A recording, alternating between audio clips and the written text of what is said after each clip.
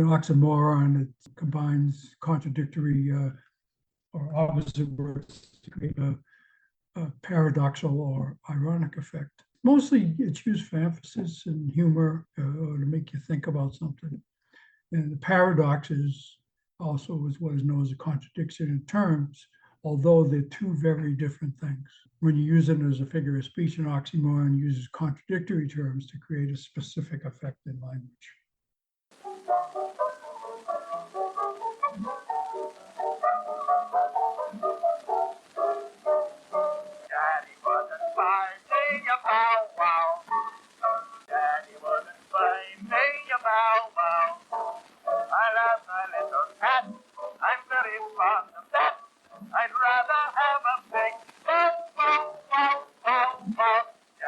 Hello and welcome to the Motiverse. I'm Linette. And I'm Skip. And we are talking about morons. We're talking about that's what's always kind of funny is, I think that was, the moron thing really stood out a lot to the Cambodian guy that I was working with more than the oxy thing. Right. Yeah, you've seen it. It's, used writing poetry, rhetoric to add depth. To me, it was always one of those things. If somebody asked me to come up with an oxymoron, I couldn't always come up with it, but I would come up with it and not even realize, an accurate estimate, alone together, awful good, close distance, Right. grow smaller. Jumbo shrimp, that's my favorite. Jumbo shrimp, it's a good one, yeah. Yeah, and that one there really jumps out as you as the oxymoron part of it. Original copy. Oh How yeah, could yeah. something be seriously funny? And with paradoxes, which is more common in everyday use, it can mean something as the same as an oxymoron. It's self-contradictory, like a conflict that shouldn't happen. Yeah. A good example is, some skeptics believe that the idea of a truthful politician who works only with the best interests of his or her constituents at heart is a paradox. And, they're really, people are not confident that they're honest, Yeah, well, that's as old as time, apparently. So the word oxymoron originates from ancient Greek. Combines the word oxus, meaning sharp or keen or pointed, and moros, meaning dull or foolish or stupid. So that's why the word explains itself. It's like smart, stupid, sharp, dull. So it's like two things in conflict, right? Which is a very, words are fascinating. Words are very cool. Let's look up the origin of the word paradox. Originates from the Greek word paradoxon, which is derived from para, contrary to, and dokein, to think. So contrary to what makes sense is the paradox. Right. Yeah, that comes from around 1540 or 1530, something like that. Yeah, it's cool. So the classic analogy, and I've heard this one before, is the one that gives the paradox its name. It's a time traveler, right, who journeys back in time, killing their own biological grandfather before they can sire children.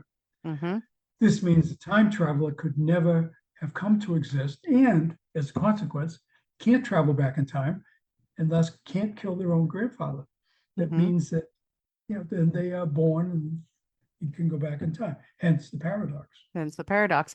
Which what a really interesting thing about that is that time travel stories and anything that involves timelines have now they've now fixed that problem by introducing like multiverses or multiple universes, right?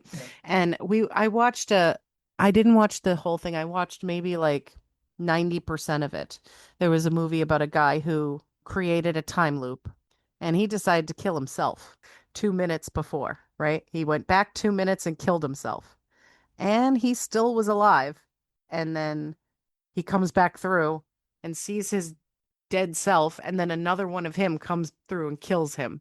And it was just like, because you could tell the guy he keeps running experiments because he's like, well, that Right. worked. Let me do that again. And then it's just like dead bodies everywhere. He just keeps shooting himself in the head, and then other people get involved, and then it's like a whole mess. And then there's multiples of him, so he stops killing himself, but he keeps going through the time loop.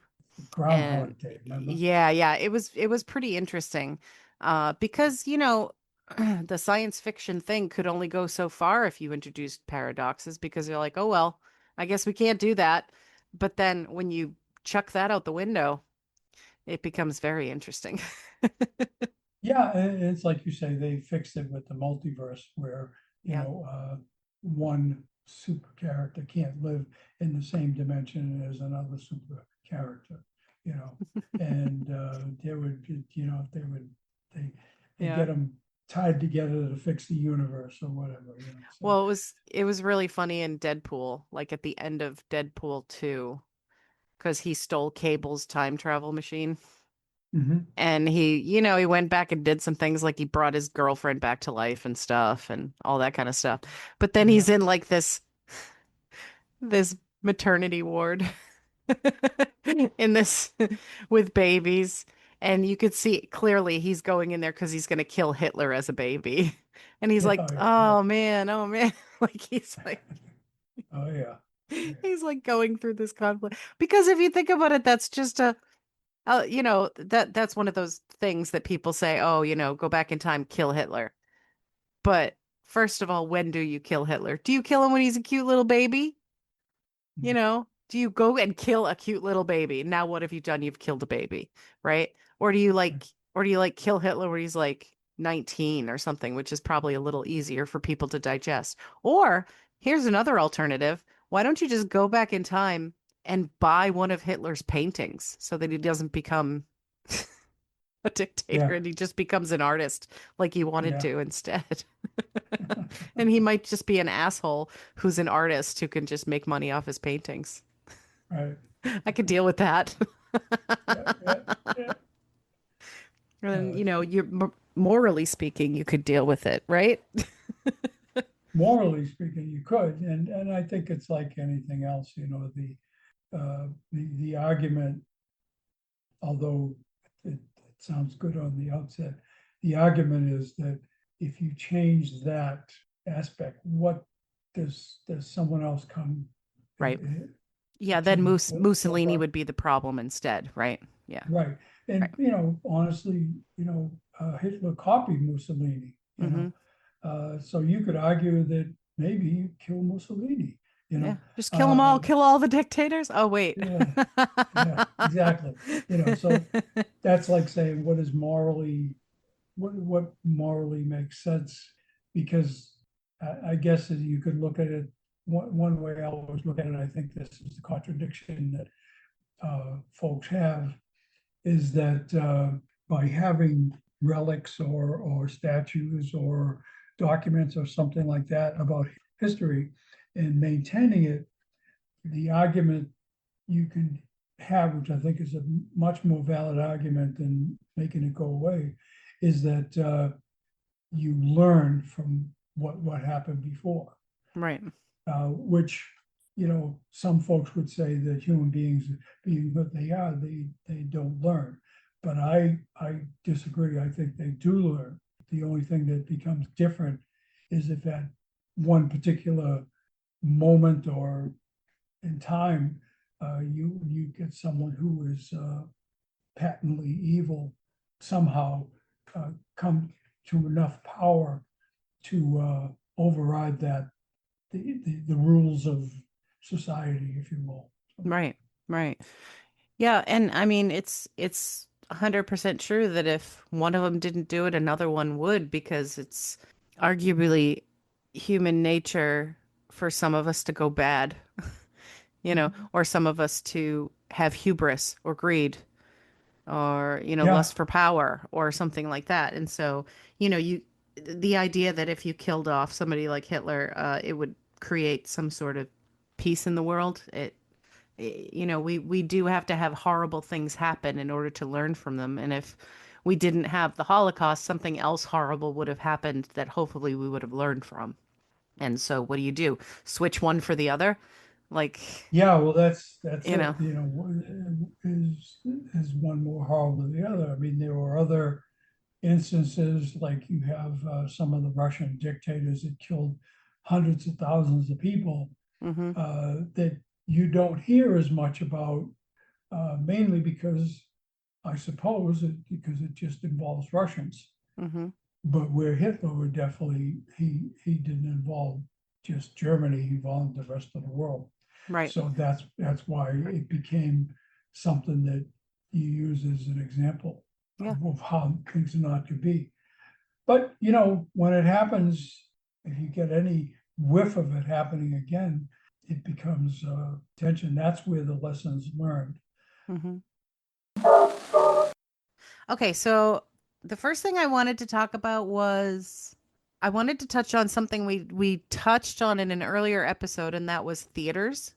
So, Okay. and it started with a fact about it was a funny little fact about theaters, and then it went into superstitions in the theater.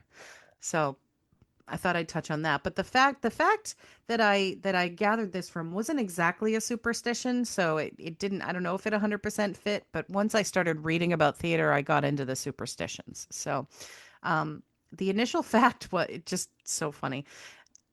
When the sound system failed at a venue, speaking of sound failing, the mime artist Marcel Marceau, do you know who he was? Yep. Yep. He canceled the performance because the sound wasn't working, Huh. but he was a Huh. mime. He's like, forget it. We're not going Uh, on. Nobody's gonna know the difference, man. I mean, it's funny, but I'm sure the reason was that I can imagine in Marcel Marceau's performances there was music in the background, right? yeah. Yeah, that's Probably probably why. was. Yeah. That's probably why. But it is funny though when you think about it. Sorry, I can't do my mime show because the sound system isn't working. And so Uh, that's what led me to think about superstitions. So some yeah. general superstitions about the theater. So I don't know if you've probably heard of some of these.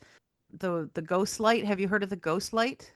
No, what's that? So a lot of theaters they keep one light lit on the stage at all times.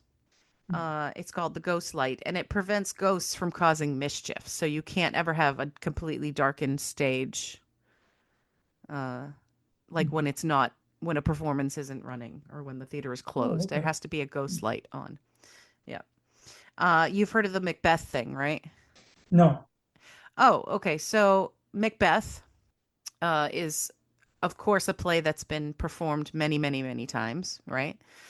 And there's a very specific superstition about it that you can't say Macbeth on stage. Like yeah, you could say it on stage, but you can't say it in the theater when you're not saying it in the context of the play, right?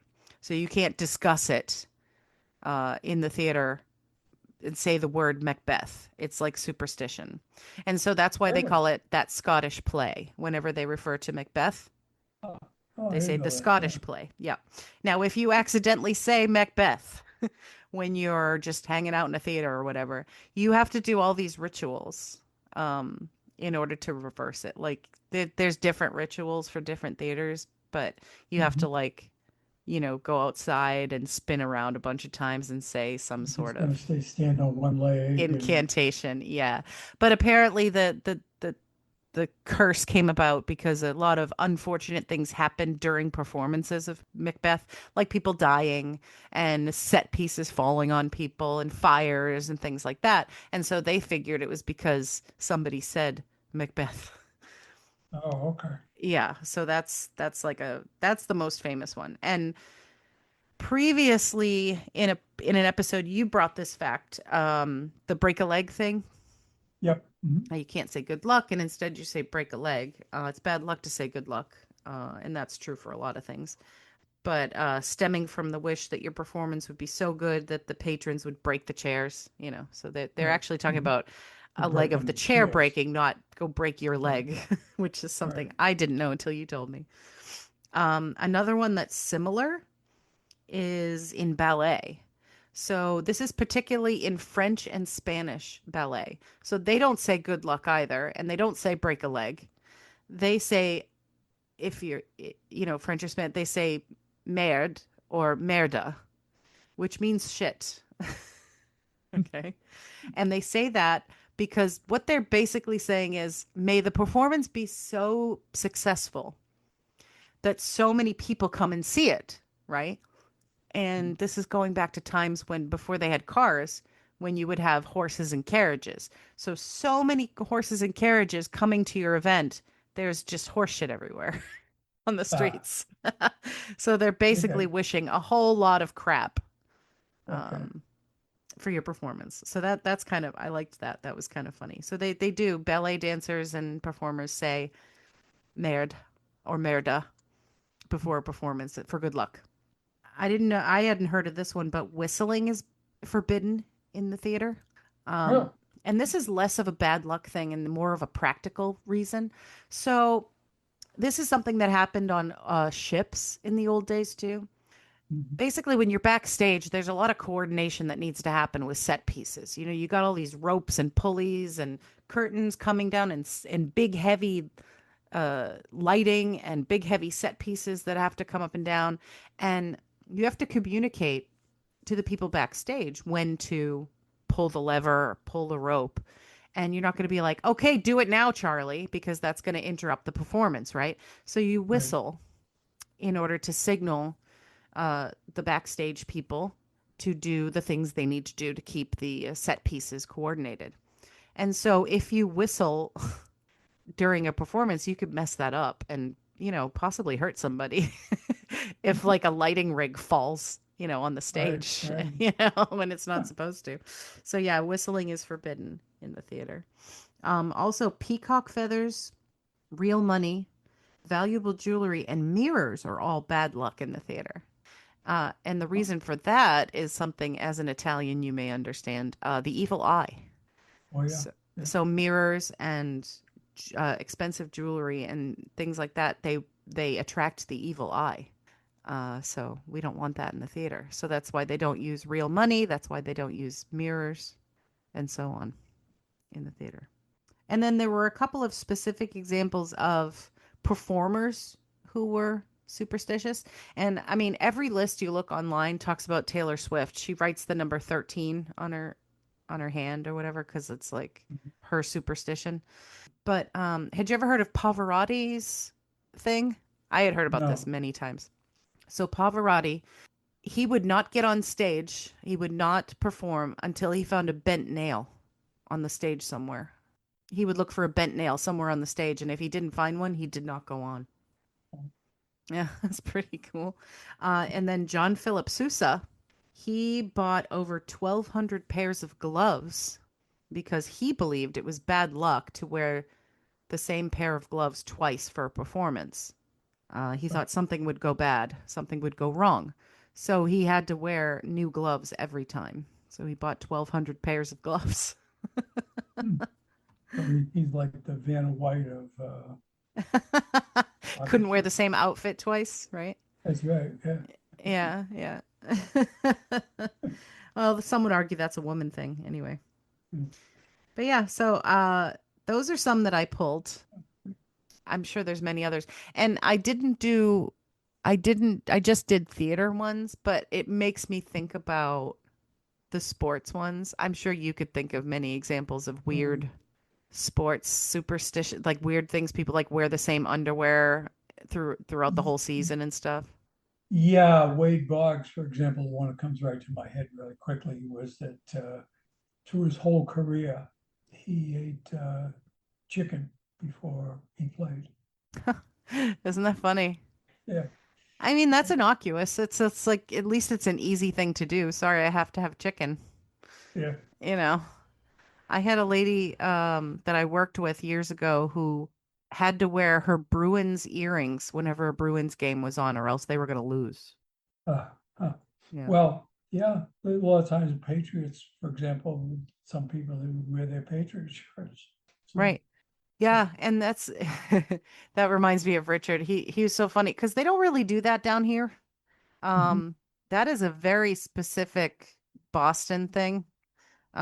uh, and a very specific Massachusetts thing, I would say, Mhm. of wearing sports jerseys all the time. Like you really don't see it as much down here unless the people are from there. Like in New York, they'll wear hats, and they will wear certain things, but like in Boston, it's like we were watching we were watching some movie set in Boston. It was probably a Ben Affleck movie. And Richard just kind of stopped. He says, this is ridiculous. Every single scene they're wearing like a different jersey or a hat, and it's like you got the Bruins thing on, you got like a Red Sox hat, and you got like a Right. Patriots thing. That's ridiculous. I said, no, no, no, that's a thing. Like people, like all of their clothes are licensed from sports teams in Boston. Yeah, that's so true. That's really one of the things that I guess is a New England thing. I know it happens other places, but probably not to the. Uh, I'm guessing not to the same degree. Which Yeah. reminded me in a completely different subject. Is this guy I've been seeing on Facebook, and he's from New Hampshire, Hmm. and he's talking about all things New Hampshire. And there were a couple of things. One, he just was recently talking about was that there was a during World War II there was a prisoner of war camp in New Hampshire, and the other thing he was talking about was specifically the drop in the R's and the H's and stuff like that, which a lot of Yeah. folks attribute to Massachusetts. Hmm. But he maintains that it's not just Massachusetts, it's New Hampshire and Maine. And he was moaning the standardization of the way people talk as being not in from a certain area, so that you lose that uniqueness that was the language that we grew up with. Hmm. So I Well, thought I that was an think, interesting take on it. yeah, and to be fair, a lot of people from New Hampshire have a very, very similar accent to people from Massachusetts. It's not that different. The difference comes when you get to Maine, and they have a more drawn out, like a more drawling Right. version of it, more like the Kennedys. Yeah. Yeah, it's true. Contrary to his argument is that where he thinks they're changing to where it becomes more generic and you can't tell where they're from. Hmm, I would venture to say that that doesn't happen in the South. no, no, it Okay. doesn't. And it Yeah. honestly, it doesn't happen in the South unless it happens with certain professions, right? Mhm. Um, Well, yeah, we on talked about TV and that stuff. Yeah. before. You've Yeah. we've talked about that before. But also certain professional, not just television and things like that, but anybody who's going to be making speeches. Right. Um, anybody in politics, anybody who's in the public eye a lot. They don't necessarily remove their southern accents, but they tone them down quite a bit when they become professional. And that I think just like anywhere, your dialect and your accent has a lot to do with class as well as location. It has a lot to do with social class. Um, Yeah. you could just watch any video from Massachusetts, and you see a police officer speaking a lot differently than an executive, for instance, depending on where they were born and where they came from and what they decided to do with their voice, right? Yeah. Yeah. Yeah.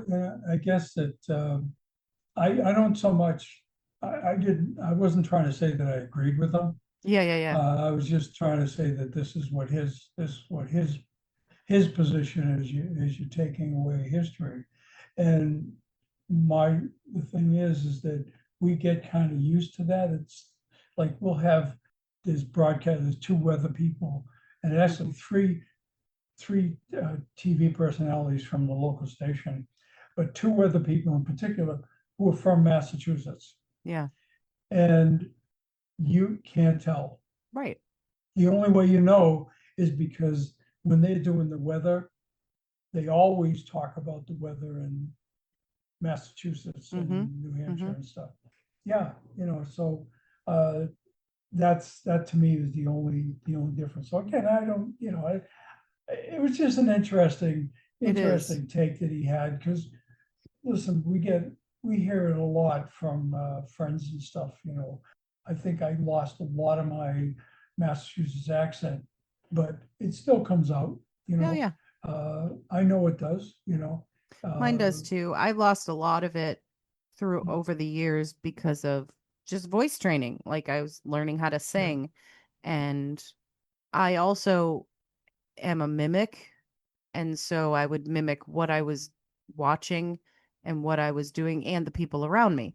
So I've picked up some sort of southern turns of phrase since I've moved here, but throughout my life, I've picked up various subtleties that lead most people to believe if I don't know them, they think I'm either from the Midwest or from Canada yeah. just because of things I say. And that has nothing to do with the way people talked around me when I was a kid.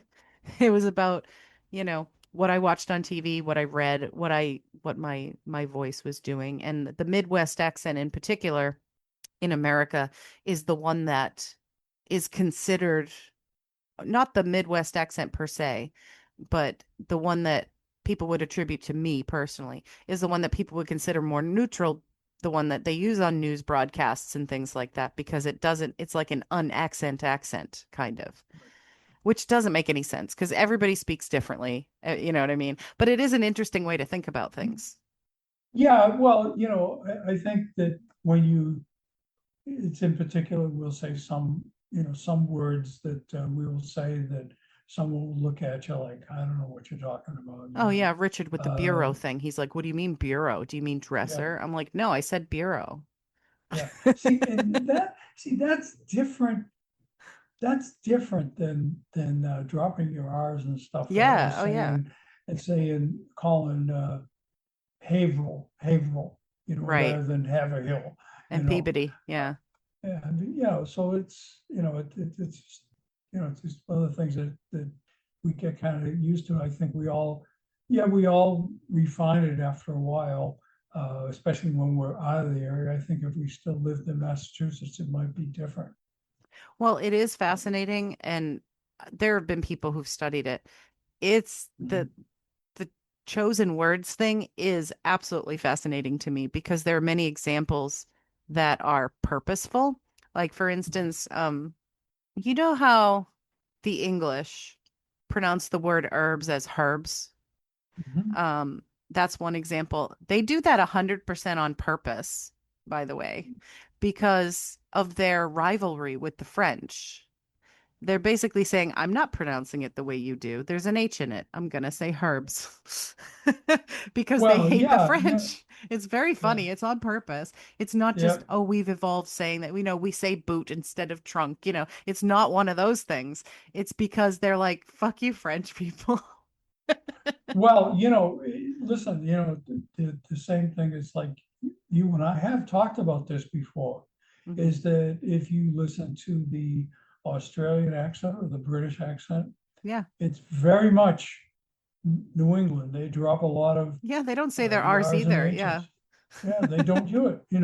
Uh, but for some reason, some people think, particularly the British accent, they think it's sexy, at least some parts of Britain, everybody's fascinated by that. Right. Actually, I think I'd be more fascinated, nothing against the British accent, but, by the Irish accent, An Irish accent is very relaxing, yes, to listen yeah, to. yeah. We were actually watching a true crime documentary the other day, Mhm. and horrible stuff happening. Somebody's getting murdered.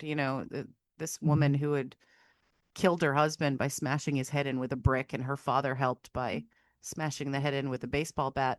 But Yeah. he was from Ireland, and every time his family was on, I was like, "Oh, you sound so nice. I love your voice."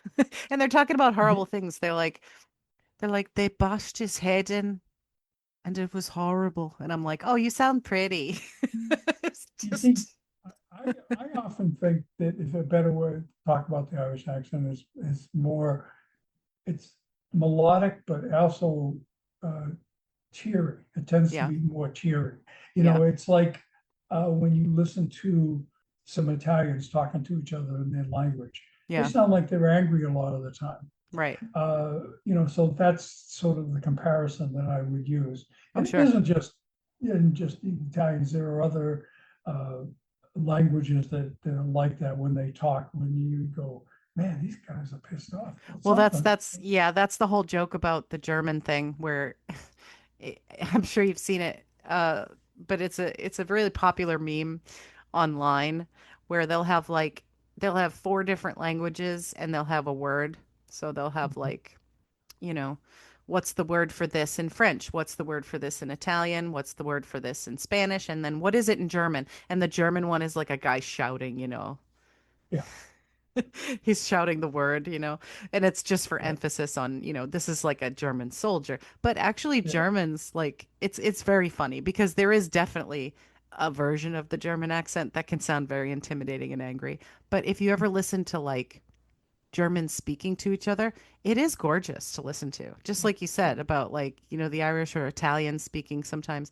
Like when I hear Italian speaking, sometimes they sound angry, but sometimes they sound animated in a happy way. And it's just like Yeah. they're like singing, because there's a rhythm to what they say, as opposed to us, we're kind of stilted. Like American or English is kind of like, it doesn't feel like there's a poetry to it because there's no meter. But other languages, when you listen to them, is like there's like a meter to it, and it's like really fascinating to listen to, especially Italian, because Italian is like da da da da da da da da da da. You know, I don't know. That's just the way it hits me. I have a couple of idioms. Yes. Food for thought. Mm-hmm. Mm-hmm. Yeah. Some again, this is another one that we talked about, which it's not like something you eat. Right. Uh, it just gives you something to think about. Something to chew Some on. something to chew the fat. Yes. Like, I think we should get Dad a table saw for Christmas. It's just food for thought. Mm-hmm. Uh, It's a cool idiom. Yeah, it's a cool idiom because it's like because it is truly a metaphor. It's you're not right, just listening to what I say, you're going to digest it, you know. right. Yeah, I like that.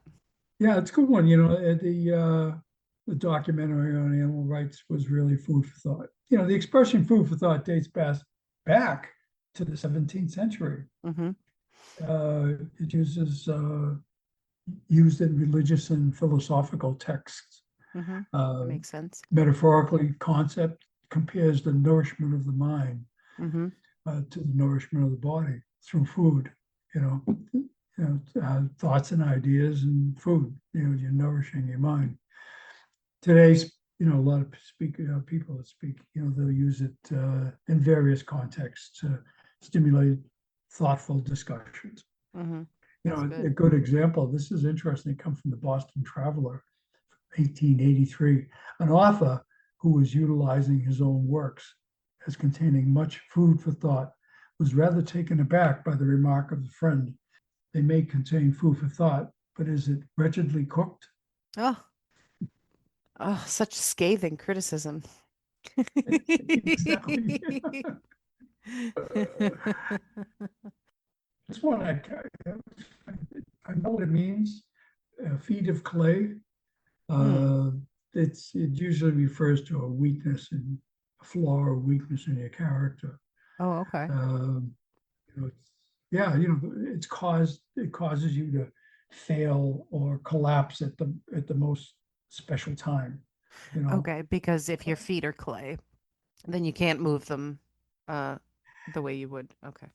That makes and I sense. think a lot of times if you could argue that this is made by these comments calling someone feet of clay is a worker referring to their bosses to it just suggests that despite their appearances, those in positions of power and authority are ultimately human and fallible. Right. I Yeah. wonder when you looked at the origins of it, did it go very far back? No, it didn't go very far back. I think it's more of a business thing. Oh, okay. Uh, Because I was gonna say I would be like, oh, I wonder if that goes back to the legend of the golem, who oh did have feet well, of clay. yeah, it could be, it could be. Although you don't see this used very much. Like when they call about a politician, they really talk about, flip-flopping. And when they use this, when they say Right. flip-flopping, that means that, they're really not confident in their position. That's what they mean when they say that. When I argue that flip-flopping is growing, Yeah, gathering new information. yeah. Yeah, Um, I always hated when they used that as a weapon against a politician, no matter what side they were on, because I was always like, that's kind of it's a cheap shot, first of all, but it's also like a stupid thing to encourage. Like this politician used to have this position on something, and now they're saying they have this position on something. Do you really want them leading the country? Do you really want them leading you? I'm like, well, I don't know. Did they get new information? Like, I never yeah, understood why that was a problem. But they're trying to say that they're trying to say it's a good thing to stick to your line, to just always stick to the line no matter what happens. And I'm like, yeah, I disagree. yeah, yeah.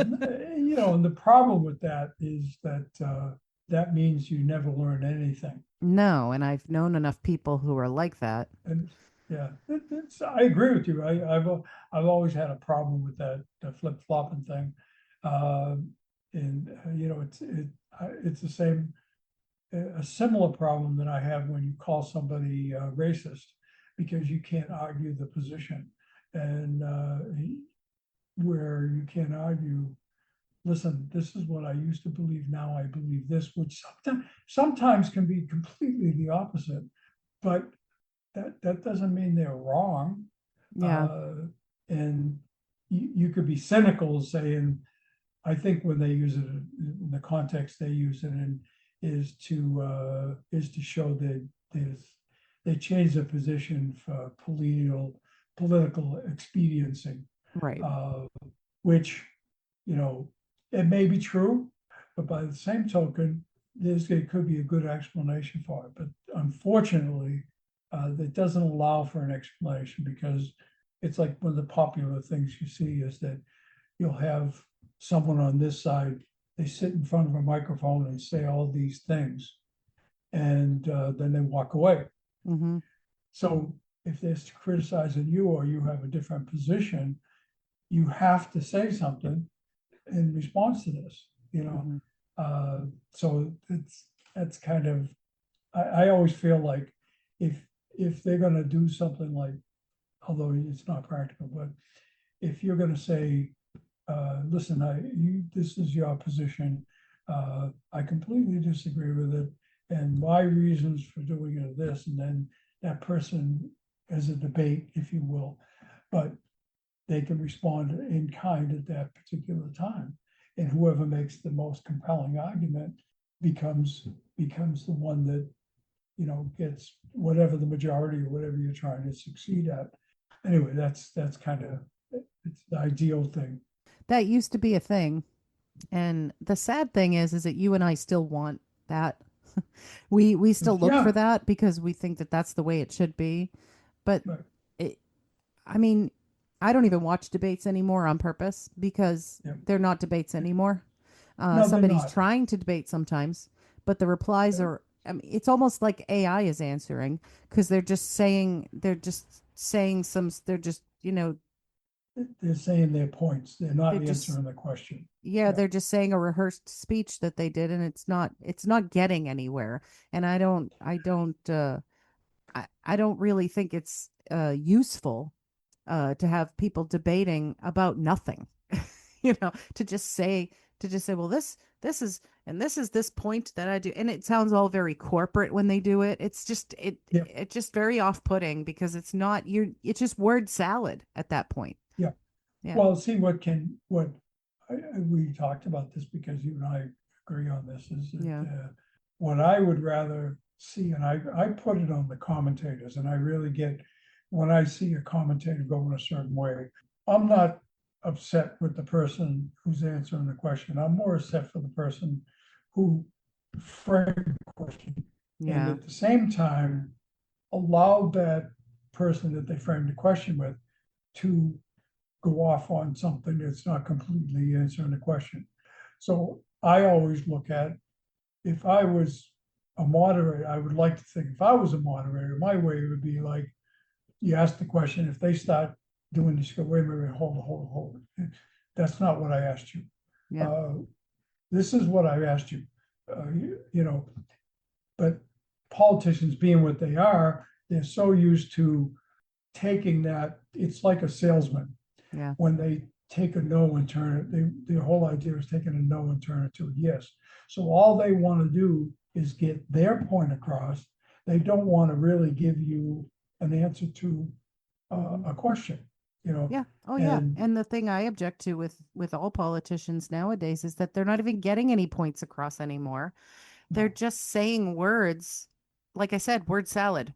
They're just saying a yeah, bunch of words that sound vaguely inspirational and vaguely like you're saying something. And then they just say, all right, I said that thing. And nobody has any idea what they even said afterwards because it's not, yeah. it's absolutely meaningless and it's absolutely intangible, which is just like, we're living in a simulation is what's Yeah, going and on. they don't, you know, you're right. They just don't answer that. To me, the bottom line is they don't answer the question. And when you do see someone answer the question, it's unusual. It's unusual Uh, and it usually turns them into a pariah or it turns them into that's you answered the question with an actual answer. That's pretty boring. I'm not going to vote for you because you're boring. Like what's his name there? He was answering questions and explaining stuff and everybody was like, "You're boring. I can't vote for you. You're not exciting enough." Who is that again? I always forget his name, but I Al know Gore. Al Gore. Thank you very much. Poor Al Al Gore. Gore, Al Gore probably would have made a really good president. Yeah. And I was disappointed in him Because he was and how he saying stuff. performed. And but his final speech was exactly what I wanted him to do the whole time, and he Oh, didn't. yeah. Well, that's, yeah. And that's the kind, you know what? They all do that too. Oh yeah, sure they Have do. you heard Yeah, some of the things that like W has been saying after his presidency? You're like, why didn't you do that before? yeah, Why did you I speak? know. Because they can't. They just can't. The way the machine is, they can't speak like humans Yep, until they're out of it. They just can't. yep. It's really funny because like lately we've been watching a lot of like videos of Obama and his wife, and the things they say to each other are so funny. He's like, he Obama said you shouldn't eat ketchup after age 8. He's like, there's no reason to eat ketchup after age 8, and And she's I like, heard, what? yeah, and I heard something. I heard there was a lengthy interview with Bill Clinton, Hmm. and this is a very recent interview.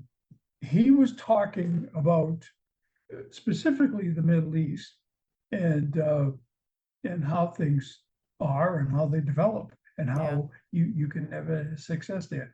And I'm listening to this conversation. I'm going, my goodness, you know, this really explains it in a way that says that if if I had this person advising me, hmm, I would say, hey, I don't think we should do this. You right. know, taking a more taking a position where hell, what a wild idea to just take into effect or play what the society is really like, and the fact that it's not like us, and their That's really the whole thing. motivations. Yeah, Although at some level you think it should be like any other human being, but it's not because you're talking about uh, the society. Which I think, in terms of Americans, we really don't understand what a nationalist society is.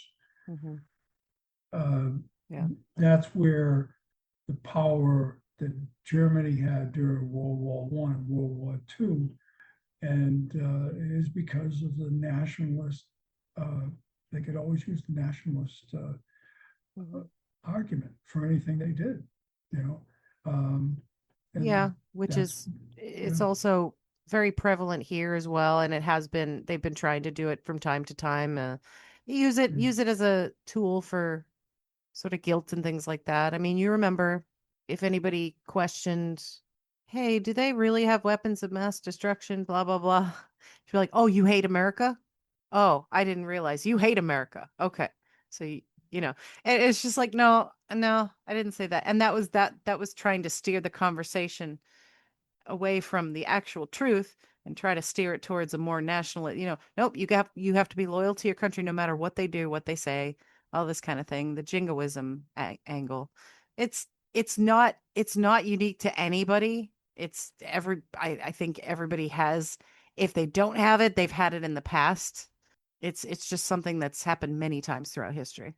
Well, yeah, it has, but the the thing I'm saying is that America is unique in terms of the fact that we do not have, uh, except for the Native Americans, uh, there's no one that's really native to this country aside from Correct. the Yeah. Native Americans.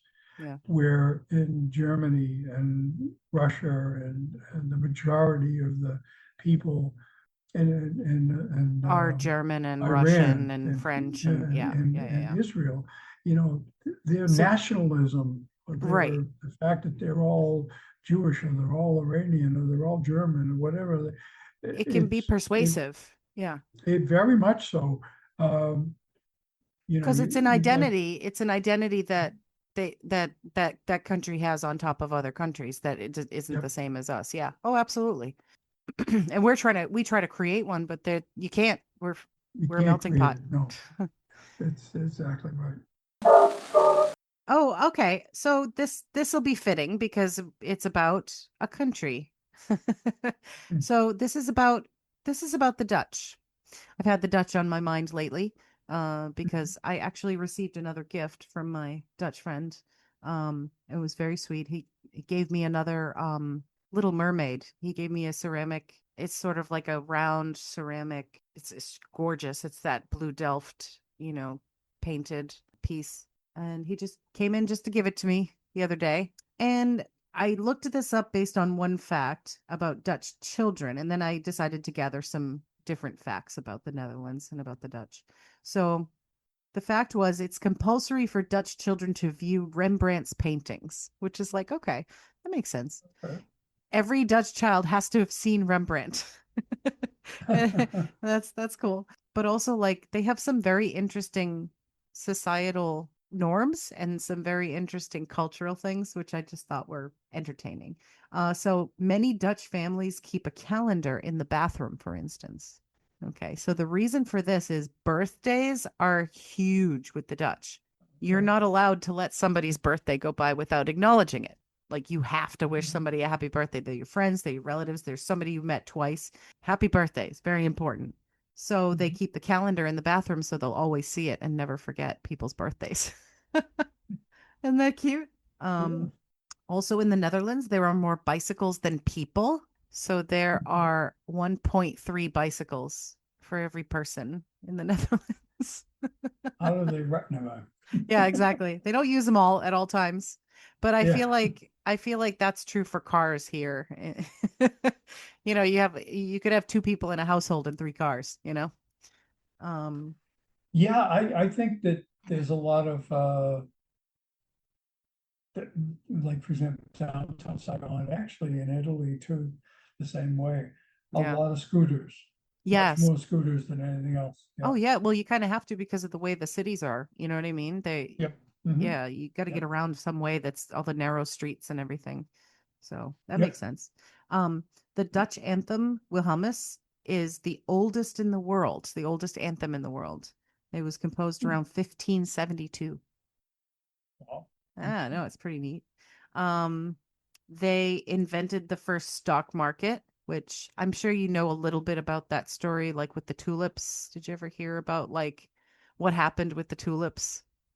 I I think I know the story, but it just doesn't come to my head Yeah, so right this basically minute. they invented the stock market in order to take care of this thing that was happening where tulips were like the price of tulips was like skyrocketing Oh, yeah, okay. because of how popular they were, and then it was becoming this thing where like a tulip bulb cost as much as a house, and people were eating them, and it was like, no, no, no, no, no, you can't do that, you know. So it became like, and it was the first thing traded on the first stock market was tulip bulbs when the tulip thing happened. So it was like a huge explosion of I guess you could say a fad where everybody wanted tulips all of a sudden, and it became just a completely out of control thing where the value of them was just ridiculous because of that. Okay. Yeah. Okay. Yeah. They invented gin, which was for Gin, medicinal okay. purposes, of course. Um, and they created orange carrots. So I don't know if you know this, but carrots weren't originally orange. So like, Purple. yeah, Yeah. they were like purple and different colors too. They were red and they were like white and stuff like that. Mhm. And they just they crossbred them until they got the orange ones, which then became very popular. And they liked the nutritional value of the orange ones over the nutritional value of, say, the purple ones or Yeah. whatever. And they became what everybody eats everywhere largely. I mean, I love all the different colored vegetables. I grew purple carrots and it's trippy. They're like purple on the outside and kind of orange on the inside. It's very good. Mhm. But they also, I think it was because there was an awful lot of science going on in botany because wasn't I don't remember if he was German or Belgian or he could have been Dutch, the monk who figured out the genetic stuff with peas. We had like the sweet peas, and you learn about it in like junior high, where he was cross pollinating and breeding, and he invented a whole different bunch of different characteristics for sweet peas or peas. But Leeuwenhoek was a scientist who um, was like the father of microbiology, and he Mhm. was Dutch. So it was like I think science was a big thing with the Dutch. So I think that's how a lot of that came about with the carrots. Um, they also invented cocoa powder. You've heard of Dutch processed cocoa powder. Right. Yep, they Mhm. invented cocoa powder, and they may have invented the donut. There's conflicting stories about who invented the donut, but they might have invented the donut, which is like, thank you very much, Dutch. Um, and then the last little fact I have about them is very cute. They have rats on their police force in Rotterdam, and they use them to like sniff out drugs. They train them to sniff out drugs. And these rats have names, and their names are Derek, Thompson, Magnum, and Poirot, all named after famous detectives. So those are my little facts about the Dutch, which and all of this conversation happened in the very beginning uh, of my conversations with my Dutch friend about the Little Mermaid because Hans Christian Andersen was Dutch Oh, and yeah. he famously wrote The Little Mermaid. He wrote a lot of cool stuff. I think he was the one who wrote The Pied Piper too, which is also very cool and dark. And there's a statue of the Little Mermaid in Copenhagen, and it's like on the rocks there. It's very nice, very pretty. So that was how that whole conversation started, was that he was going there to visit, and I said, say hello to the Little Mermaid for me. And he's like, oh, you know about that? Yeah, of course I do. I'm Lynette. Lynette knows weird stuff about weird things. Okay. So there you go. Do you Great. have any other stuff? No, no, that's it.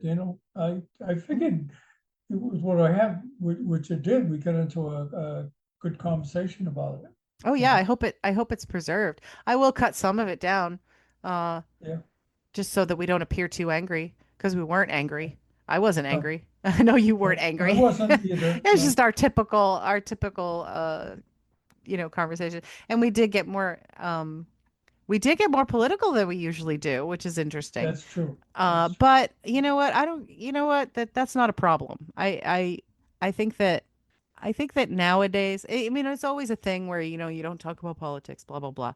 But I think that nowadays, I think it's better to talk about politics because we're talking about humanity, Mhm. not just politicians. We're talking about the way people behave and the way people think, and this is the way I've always seen political stuff is that it's number one fascinating, but at times can be scary. The way that people behave, the way they think, and the way they perceive things, and the way they can be manipulated in one way or the other into thinking something, doing something, uh, following something. So I think, it's kind of hard to avoid conversations about politics in this day and age if you want to be a person who talks about humanity at all, you know?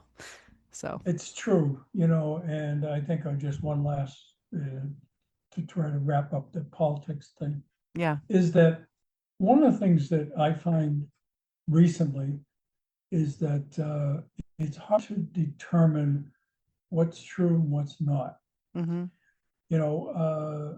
It's like they did a thing on Saturday Night Live, and he said this. He went into this thing, and it was really talking about a conversation that a certain someone would not likely have over the internet.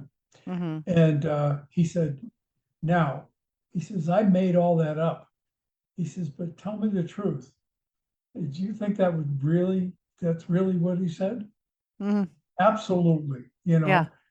This is what we're seeing lately. Like one particular story, which to me is, if it's real, it's disturbing. More than anything else is disturbing, is that someone from the Pentagon said to the Pope for him to get in line with backing the war. Yeah. And it's like, on one side, I say, I can almost expect them doing that. But on the other side, it's probably one of the most stupid things you could do because, uh, religion is about peace, even though you could argue that back in the Crusades and stuff like that, it wasn't about peace. No, no. Especially But not, my Catholic point, the Church. point I was trying to make is that someone makes a statement and you start to say, oh yeah, I can expect them to say that. Now there's something really disturbing about us looking at statements that feel and are absurd, but then we think, yeah, he could have said that. That could have happened. And Yeah. and actually, I believe it did happen because the Pope replied to it. So, Oh yeah, no, the Pope has been going back and forth on it, yeah, and and he's which he's is, standing his ground, which is very interesting. And I can't wait till they call him un-American because he's American. yeah, I know. That's kind of like, to me, it Yeah, it it's it it's kind of stepping over the line. Okay, yeah, speaking of stepping over the line, yeah. you Okay, ready so for let some me, dad jokes? yes, let me do my outro. Yeah, so Uh, that's all we have today, folks. So if you want to send us an email, you can reach us at mochiverse@gmail.com. That's MOCCIAVERSE@gmail.com and rate us and subscribe to us on all the platforms. And this is the moment you've been waiting for, the dad jokes. So a werewolf walks into a bar. The bartender says, "What's it like being a werewolf?" The werewolf says, "I haven't been one for very long, but I'm liking it so far." Liking. See, Liking, yeah, okay. that's a deep one. That's a deep It's cut. very deep. You have to think about it. Yeah. A man, a man with a beard made of grass walks into a bar. The bartender says, "Why the lawn face?"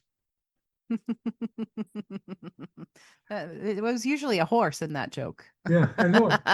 The mailman walks into a bar. He says, "I feel terrible. I'm hungover and I need a drink." The bartender says, "Hair of the dog that bit you?" Because he's a mailman. Yeah, yeah. Um, this one I don't care for much, but because this go to the cowboy walks into a saloon and orders a beer and a shot. You know what's going to happen. The bartender gives him a beer and fires And then his gun in shoot. the air. Blah blah blah. And shoots him. Yeah. A conspiracy theorist walks into a bar, or did he? Did he? That's just what they want you to think. Exactly. Two conspiracy theorists walked in a bar.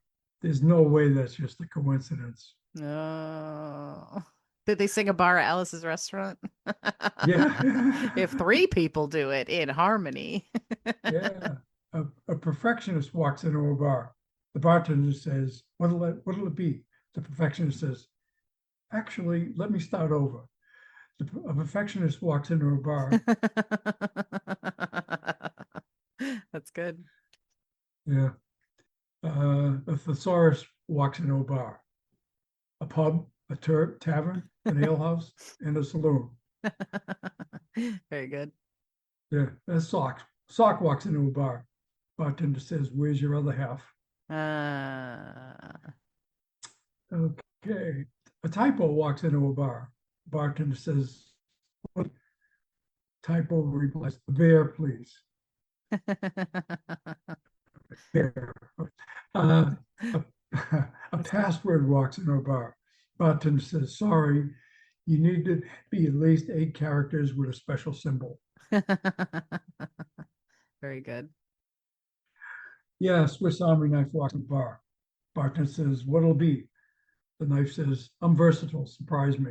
Uh, Yeah, a spreadsheet walks into a bar. Bartender says, don't stop moving my tables around.